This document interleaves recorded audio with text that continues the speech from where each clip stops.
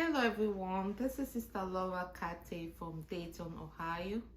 I am very appreciative of this opportunity to be in this panel talking about abuse. I will be talking about sexual abuse and also and talk about mental health disorders in abusive relationships. I'll be addressing the question, can a married woman be sexually abused? Yes, a married woman can be sexually abused, and this is can be called um, spousal rape or marital rape. It is very possible that married people can be a married individual can be sexually abused. But what is sexual abuse? It is when this couple in this relationship, one of this couple is violated sexually. It means they are engaged, one of the spouse forcefully engaged in sexual activity without the consent of the other partner. And this is a violation of the right of the other partner, and this is an abuse. Marriage is very good. Sex should be an overflow of love. Sex is good in marriage, but at the same time, when it is forced, when it's not, when one party doesn't consent to it, then it is an abuse. And that is a crime in the United States of America. It's a federal crime, and that crime can be punishable by fines if it's just a misdemeanor, or one less than 1 year imprisonment, or if it's a felony, it can even be more than years of imprisonment or very heavy fines. So we all should be aware that this is happening and it is a crime. So God wants us to enjoy sex. God put sex in marriage, but both parties should consent to it. And whenever there is a problem, whenever things like this start happening in marriage, that also tells you that marriage has fundamental issues, because this is not just a problem, this is just a symptom in the relationship. When somebody comes to you, a pastor, or approach a pastor, or come to you and tell you, my wife is not having sex with me, or my husband avoids having sex with me, or my husband is forcefully having sex with me, always go back and ask yourself, why is this happening? Don't just focus on submit. You have to give yourself to your husband. Yes, sometimes the portion in the Bible, 1 Corinthians chapter 7, is really misinterpreted. Yes, you don't have to abstain, you have to submit yourself to one another, you have to give yourself freely to one another, but at the same time, it does not have to be coerced, it have to happen in love.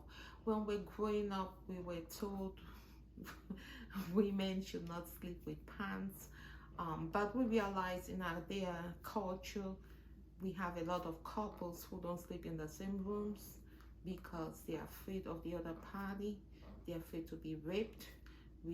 Some sleep with their dogs. In nowadays, people even treasure their dogs more than their husbands.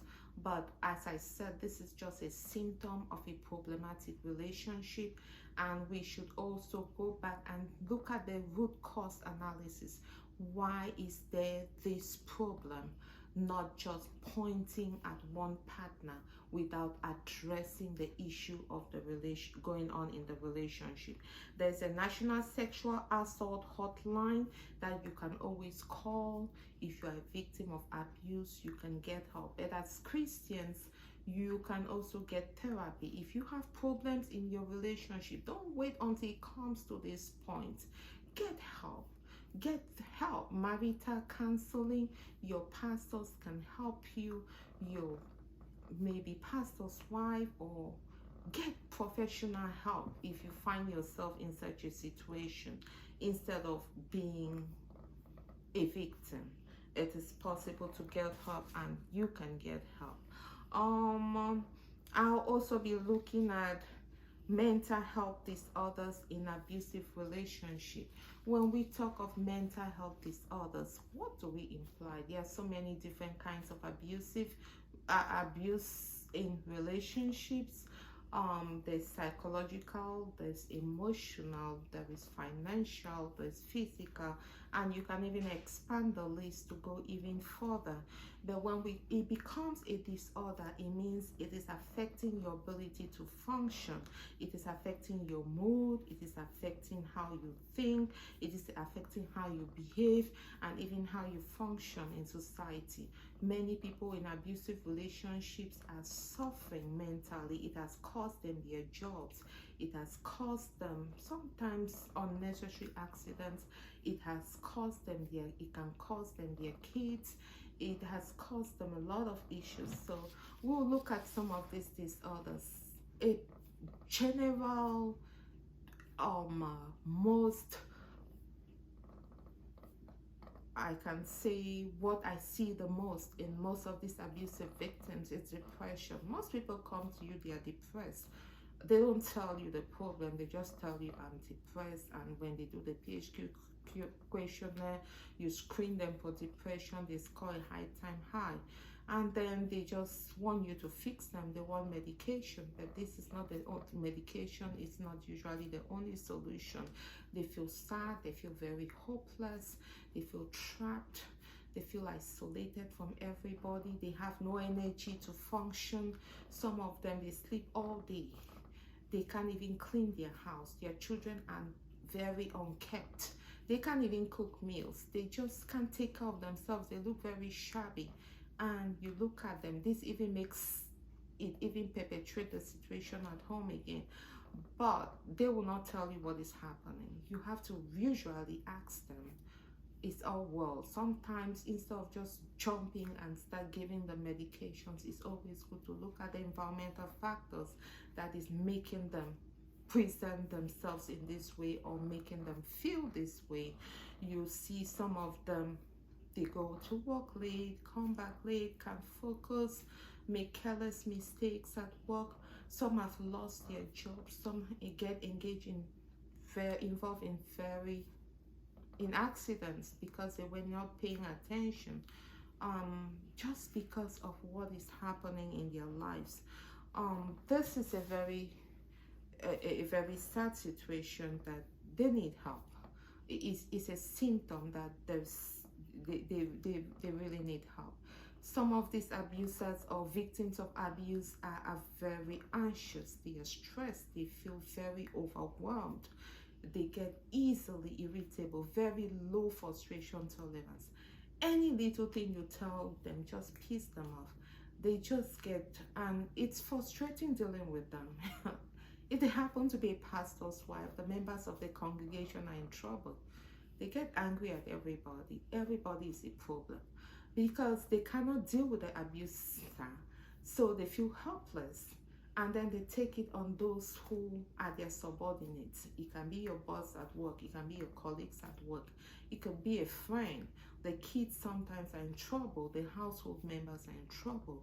But there is hope. If you find yourself in this situation, please, you can always get help.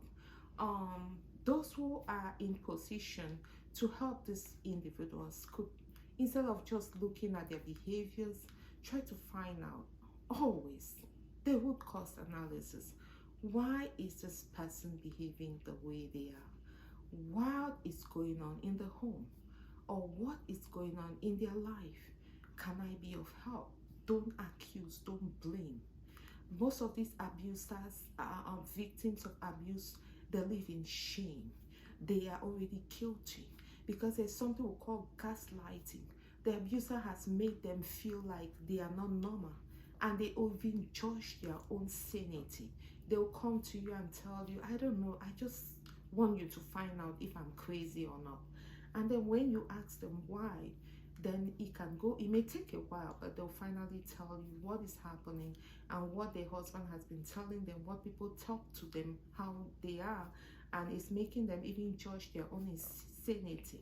And usually it's not their fault. What they're saying is actually real, but they need somebody else beside themselves to to look at the situation in another light, from another angle, and then reaffirm them or help them to problem solve the situation. Some of them cannot sleep. There's insomnia.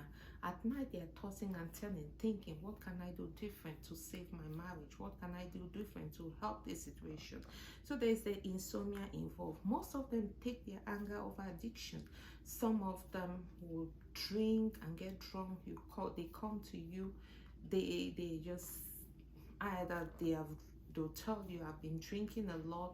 They are stressed and they don't know how to handle the situation, so they take it over to drinking.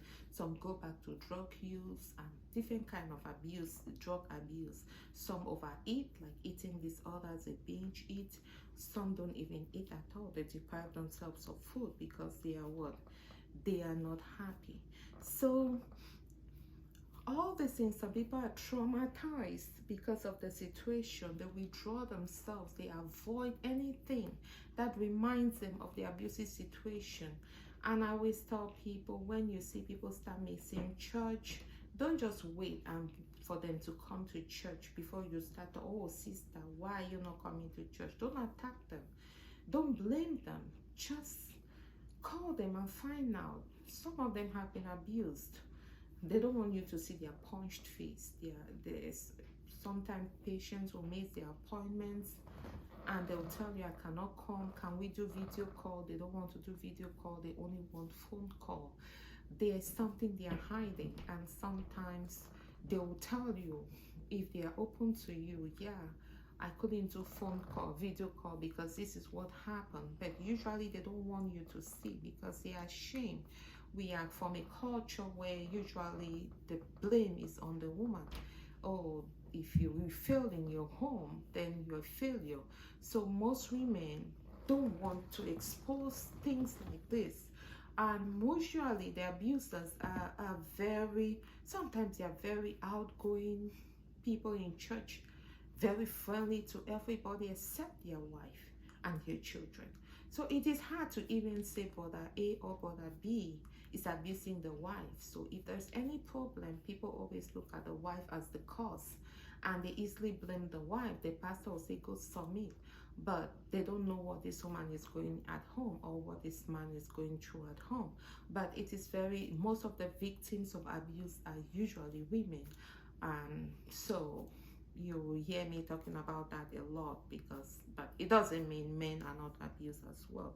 So there's anxiety, there is addiction issue, there is sleeplessness, there is shame, there is guilt, there is depression, there is trauma, and this trauma, they avoid anything. And then when we even talk about sexual abuse, we wonder why most of these abusers end up being raped by their husbands, because if they are even scared of you, they want to avoid you, they're afraid, and then you end up maybe ripping their pants or ripping their shirt or forcing them because you're physically stronger than them. This is a crime. So the main thing I will say is not to get angry. The main thing I will say is to get help. There are therapists out there that can help you. We've talked about the National Sexual Assault Hotline. There's also the National Domestic Violence Hotline. You can always call those numbers and get help if you need to. And usually, to my pastors and pastors' wife, most of these people will not get help. Don't think that a sister will just come and tell you, my husband is abusing me. But usually, always ask them, it's all well. Sometimes it takes an engagement with you before they can open up to you. But God is faithful. God can help if you pray, if you persist. God can help a prayerful person. We know God answers prayer. God can reconcile. But if the situation becomes unbearable, then you need to step out. So thank you for this opportunity. There's more to say about abuse, but I will just end it here for the sake of time. But abusers can get help, and God can help everyone in this situation. and the state laws can also help. If there is no other option, step out of the home and be safe until further notice. Thank you so much and have a wonderful day.